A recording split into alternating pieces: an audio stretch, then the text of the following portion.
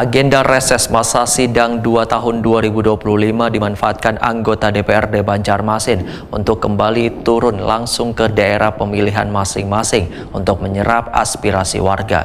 Dalam kesempatan ini sejumlah persoalan kembali disampaikan warga, terutama yang berkaitan dengan pendidikan, layanan kesehatan, dan infrastruktur lingkungan.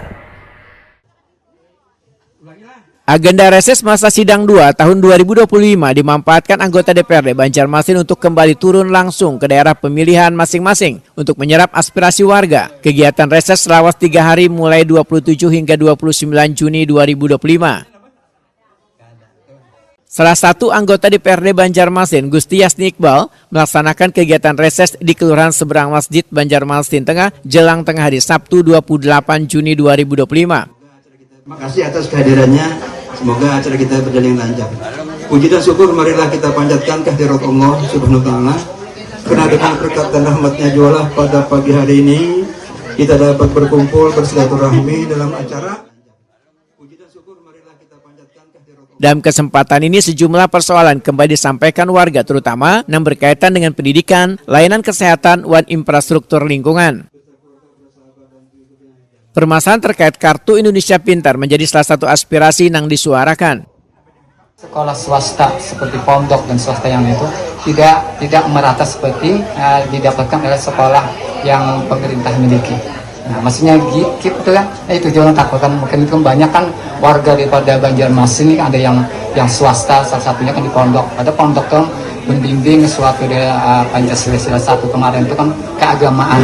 Jadi kenapa pondok dan sekolah swasta, khususnya pondok itu tidak dapat bantuan mutlak daripada apa yang dikerjakan oleh pemerintah melalui GIP itu aja insya Allah. Assalamualaikum warahmatullahi wabarakatuh. Selain itu, warga juga menyampaikan kendala dalam akses terhadap layanan BPJS gratis. Mereka berharap agar cakupan program tersebut dapat diperluas sehingga seluruh warga, khususnya dari kalangan kada mampu, agar dapat menikmati layanan kesehatan tanpa beban biaya.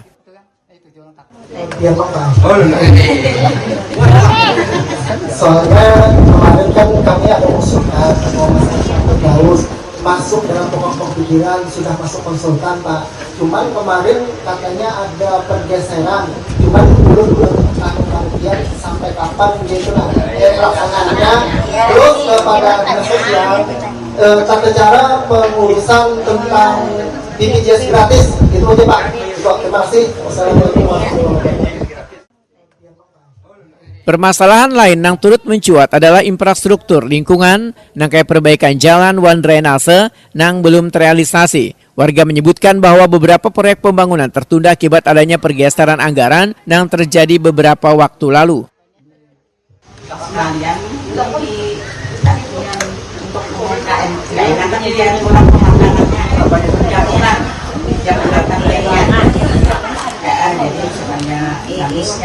Tapi kampung kita ini jalanan yang agak